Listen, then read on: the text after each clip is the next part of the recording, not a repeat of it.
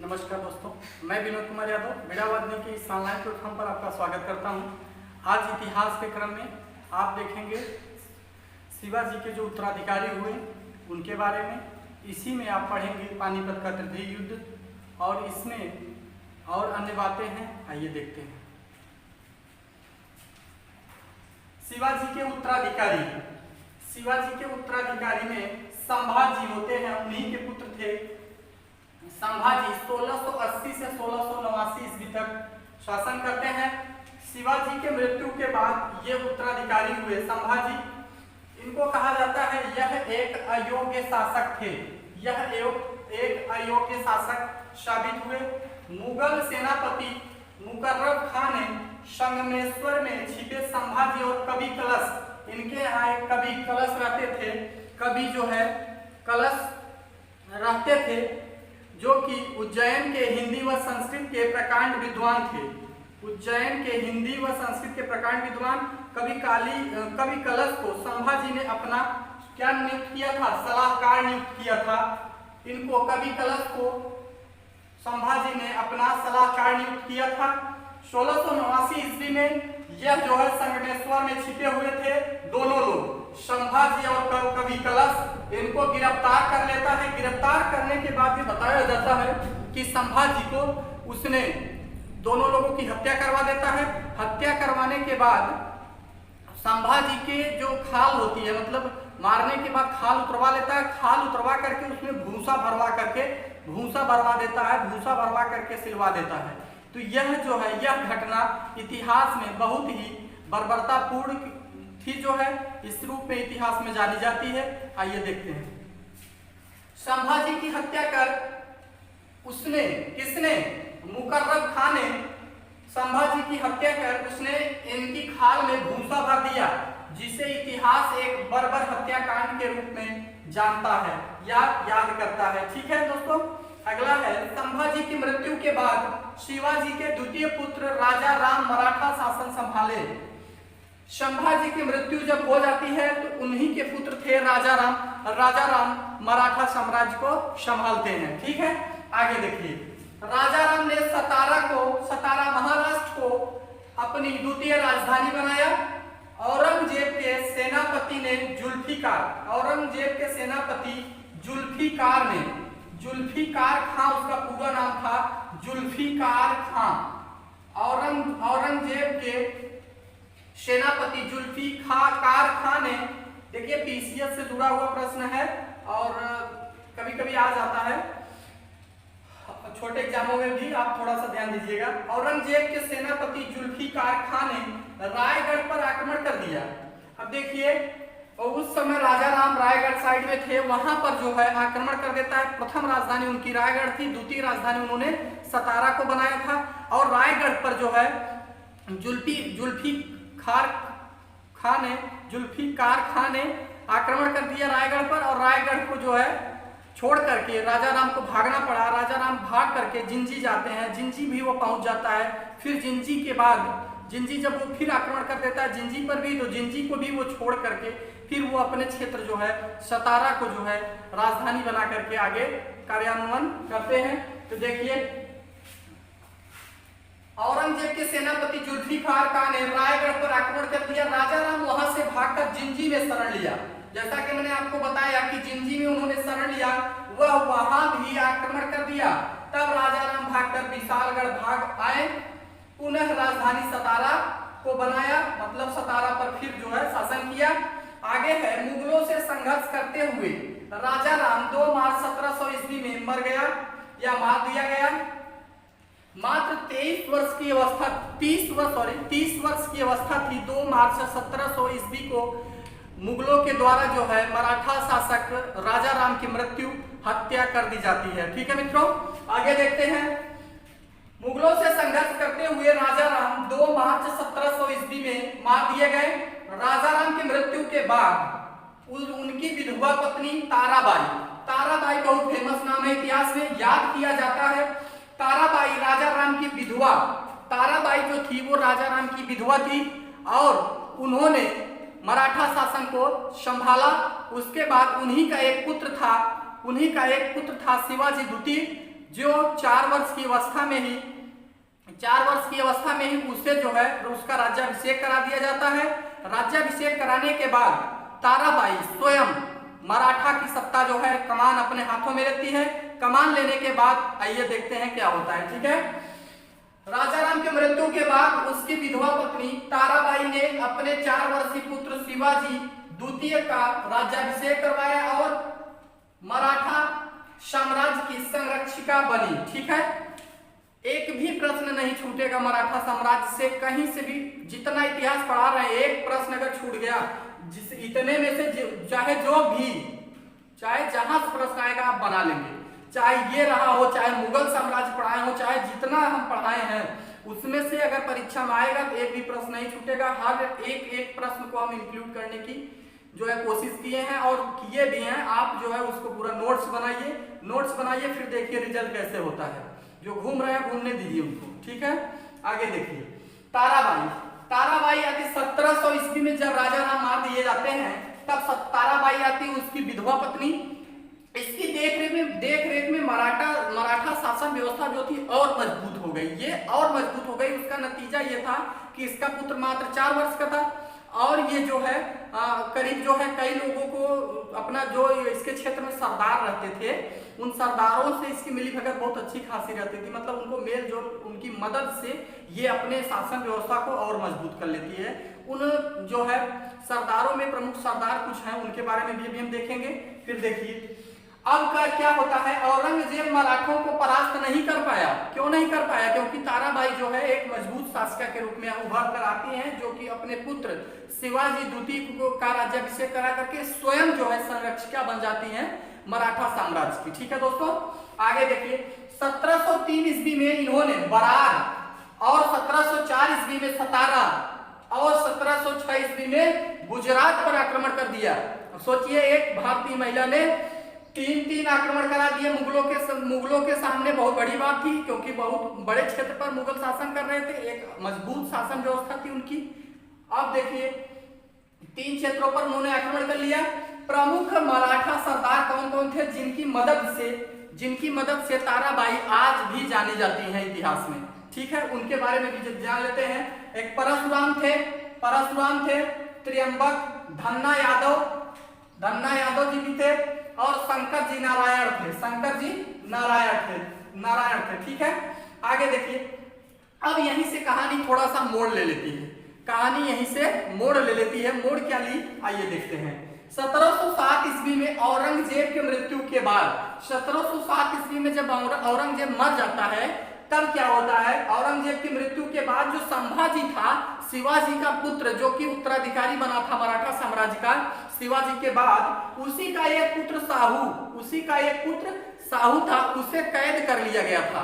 किसके द्वारा? औरंगजेब के द्वारा, जो कि मुगल शासक था।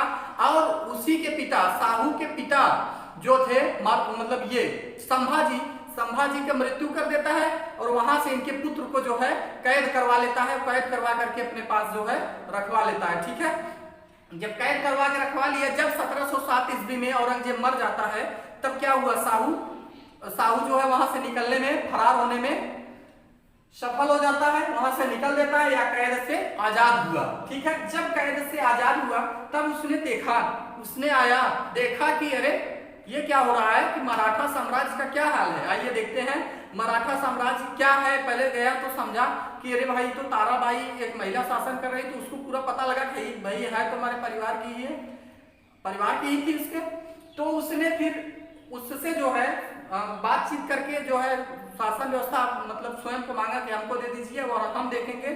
तो ताराबाई इसको मतलब देने से इनकार कर देती है। जब ताराबाई इनकार कर दी तब जो जानते हैं क्या होगा, युद्ध होगा। तो वही युद्ध हुआ खेड़ा का युद्ध। ठीक है, अब ताराबाई से खेड़ा नामक जगह पर उसने 1707 ईस्वी में युद्ध कर लिया। 1707 ईस्वी में क्या कर लिया, युद्ध कर लिया। प्यार से मांगा, नहीं मिला, फिर युद्ध कर लिया, जिसे खेड़ा युद्ध के नाम से जाना जाता है। खेड़ा के युद्ध में साहू था संभाजी का पुत्र, एक पुत्र था संभाजी का दूसरा, वो साहू जो है विजयी हो जाता है और मराठा साम्राज्य साहू के हाथों में आ जाती है। देखिए कैसे कैसे कहानी मोड़ ले रही है एक ही परिवार के, लेकिन बस वो जो है कैद हो गया था। ठीक है, जैसा कि आप यहाँ से समझ सकते हैं, संभाजी की मृत्यु के बाद शिवाजी के द्वितीय पुत्र राम मराठा शासन संभालता है। अर्थात कहने का मतलब इसके जो संभाजी थे, संभाजी का भाई था कौन? राजा राम संभाजी का भाई था। अब संभाजी का एक पुत्र था, वो था साहू। अब जो ये इनकी पत्नी थी, अर्थात कह सकते हैं कि जो संभाजी के जो राजा राम की पत्नी थी वो ताराबाई थी, और संभाजी का एक पुत्र था। कहने का मतलब परिवार में ही जैसे हो गया 2 फूट और वहां से हो गया सिस्टम चालू। आगे देखिए, साहू जी आते हैं जो संभाजी के पुत्र थे। साहू अब जब शासन ले लिया, उनसे जीत लिया, जो यह है खेड़ा के युद्ध में, खेड़ा का युद्ध 1707 ईस्वी में हुआ था। इंपॉर्टेंट है, प्रश्न आता है, कई बार परीक्षा में आया है। तो साहू ने 1713 ईस्वी में बालाजी विश्वनाथ को पेशवा नियुक्त किया। बालाजी विश्वनाथ को, जिनकी मृत्यु 1720 ईस्वी में ही हो जाती है। 13 में उनको पेशवा बनाया गया, फिर 1720 ईस्वी में उनकी मृत्यु हो जाती है। बहुत मुख्य घटना उनके काल में नहीं होती है, इसलिए इतना जानना है कि साहू ने बालाजी विश्वनाथ को पेशवा नियुक्त किया था। उनकी मृत्यु 1720 ईस्वी में, याद करने लायक नहीं है, केवल आप कहानी तरह देखिए। पुनः इसी के पुत्र बाजीराव प्रथम को पेशवा बना लिया गया था। बालाजी विश्वनाथ के ही पुत्र बाजीराव प्रथम को पेशवा बना लिया गया। इतिहास में कहा जाता है कि बाजीराव जो पेशवा था, बाजीराव जो ये था प्रथम, यह जो है एक तरीके से मजबूत था, और अपने मतलब पिता, जो इसके पिता थे, ये भी थोड़ा सा इसको शासन व्यवस्था के बारे में बताते थे, और इसको कैसे मतलब युद्ध करना है, कैसे नहीं करना है, सब चीजें उसको बताया जाता था, कैसे करवाया जाता है। ठीक है, तो ये है एक तरीके से बपौती पा गया था पेशवा पद इसको बपौती मिल गई थी, अर्थात इसके पिता थे। अक्सर ये होता है कि अच्छा परिणाम, जैसे पिता अगर उस क्षेत्र में कार्य कर रहा है तो पुत्र भी उस क्षेत्र में ज्यादा संभावनाएं बनती हैं कि कार्य करेगा, अच्छा कार्य। ठीक है, तो क्या हुआ, क्योंकि उसके घर में भाई वही माहौल पहले से रहता है, तो क्या हुआ देखिए, बाजीराव प्रथम आया। अब बाजीराव प्रथम जब आया तो किसके साथ? साहू का ही जो है यह क्या था? पेशवा था। यह विस्तारवादी था, यह केवल छोटे ही क्षेत्र में शासन नहीं करना चाहता था, ये सोचता था कि और लंबा क्षेत्र हो जाए। मुगल साम्राज्य की कमजोरी का भरपूर फायदा उठाया इसने, मुगल साम्राज्य की कमजोरी का इसने भरपूर फायदा उठाया। अर्थात देखिए, साहू जो था, साहू को ये पता हो गया था, क्योंकि यह मुगलों के ही मतलब कैद में था, और साहू लगभग अब जैसे कैदी बन गया था, तो मुगल की जो कमी और मजबूती है, क्या उसके शासन व्यवस्था में चल रहा है, वो जानता था, और उसी का फायदा लेकर के यह बाजीराव प्रथम और साहू मिलकर के देखिए क्या करते हैं। अब देखिए, साहू को उत्साहित करते हुए किसने कहा? बाजीराव प्रथम ने कहा, आओ हम इस पुराने वृक्ष के खोखले तने पर प्रहार करें, फिर तो शाखाएं स्वयं गिर जाएंगी। यह शब्द आता है परीक्षा में कि किसने कहा?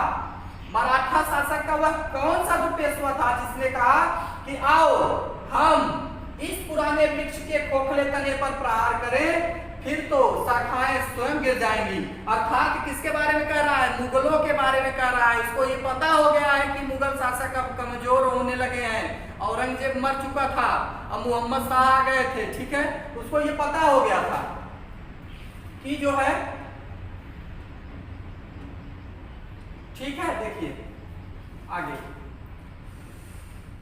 अब इसके उत्तर में जो है बाजीराव प्रथम ने क्या कहा? बाजीराव जब प्रथम ने साहू को उत्साहित किया कि आओ हम इस पुराने वृक्ष के खोखले तने पर प्रहार करें, फिर तो शाखाएं स्वयं गिर जाएंगी, तब साहू ने उत्तर में कहा, निश्चित ही आप मराठा पताका को हिमालय के पार गाड़ देंगे। तब जो है साहू ने एक शब्द कहा कि निश्चित ही आप मराठा पताका को हिमालय के पार गाड़ देंगे, हिमालय के पार गाड़ देंगे।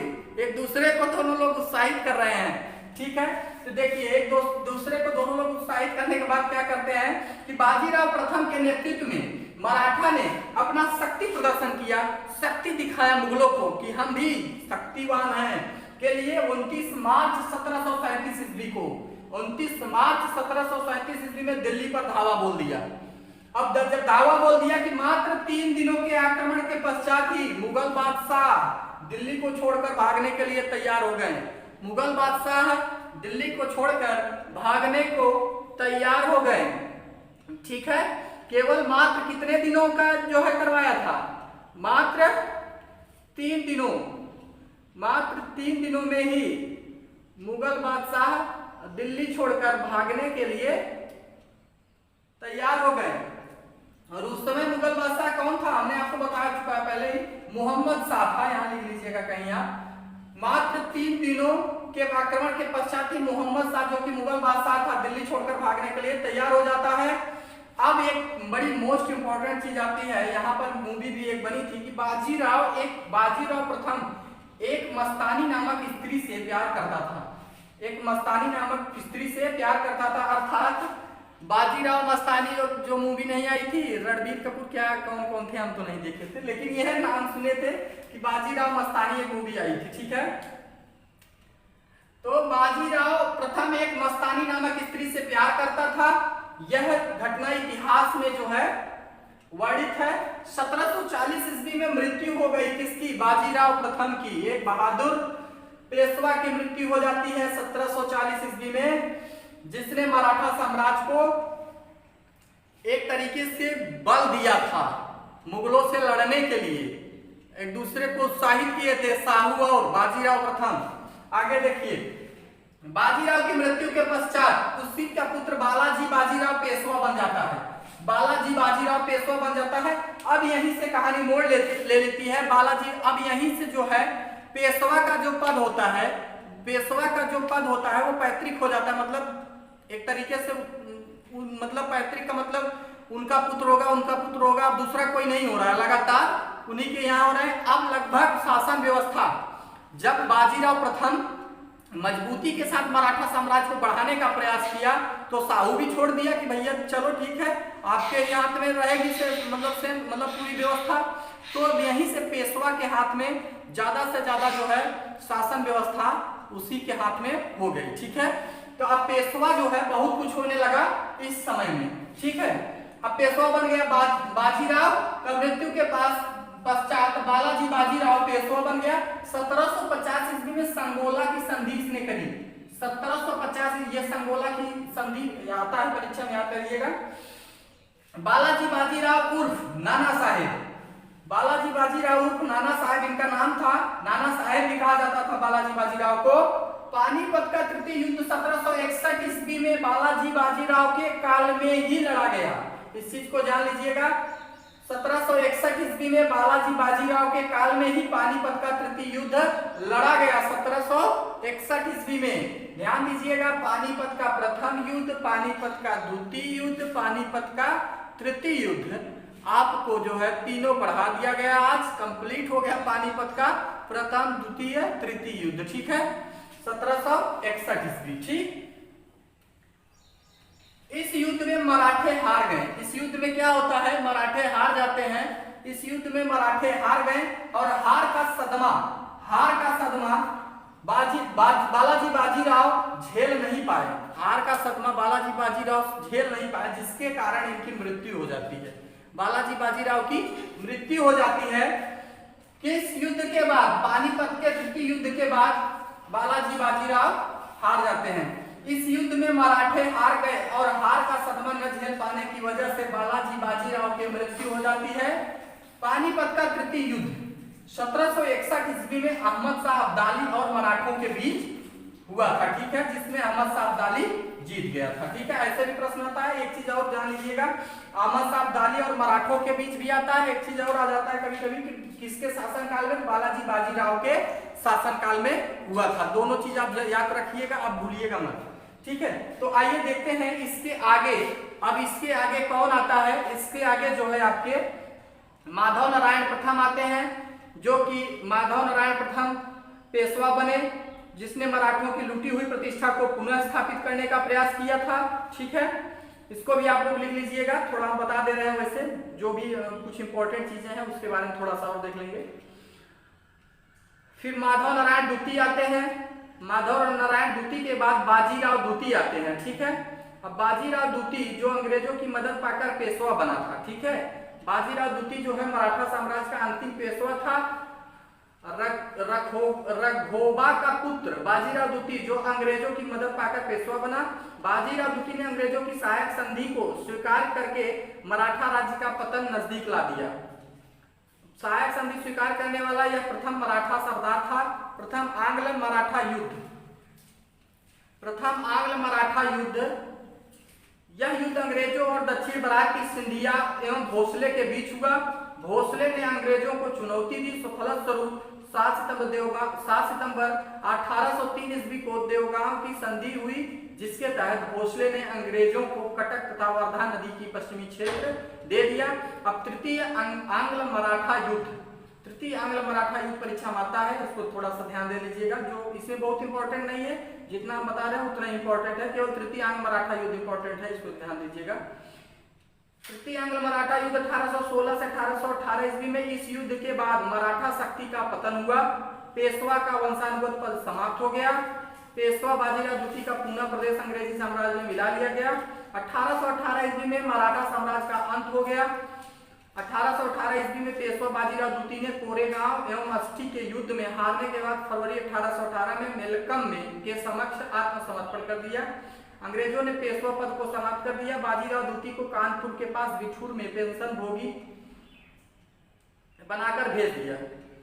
जो बाजीराव द्वितीय थे, इनको अंग्रेजों ने बाद में क्या कर दिया, अक्सर देखिए विदेशी लोग आए हमारे यहाँ, पहले किसी को मिला है, फिर इसके बाद उन्हीं को जो धक्का मार करके बाहर कर दिए थे। यही वो लोग शुरू से ही करते आए थे, वही फिर कर दिए हैं। फिर बाजीराव को जो है पेंशन दे करके कानपुर ठेल देते हैं। और जो है पेशवा बाजीराव द्वितीय को मराठों के पतन हेतु सर्वाधिक जिम्मेदार माना जाता है। तो इस प्रकार से मराठा साम्राज्य में जितना मुख्य इंपॉर्टेंट था यहाँ था। इसके बाद कुछ बाजीराव द्वितीय वाला जो मामला था वो हो गया, ठीक है, वो भी खत्म हो गया। तो आज मराठा साम्राज्य भी खत्म हो गया, लगभग मुगल साम्राज्य पूरा खत्म कर दिया गया। मुगल साम्राज्य में कुछ भी बाकी नहीं है। मुगल साम्राज्य के नेक्स्ट वीडियो में आपको मिलेगा मुगल साम्राज्य की प्रमुख युद्ध और जैसे कुछ रचनाएं हैं प्रमुख, उसको एक वीडियो में कर देंगे, ताकि परीक्षा में देते समय आप जाने से 2-1 दिन पहले आप देख करके जाइए, तुरंत आप जो है उसको पूरा बना करके चले आइए।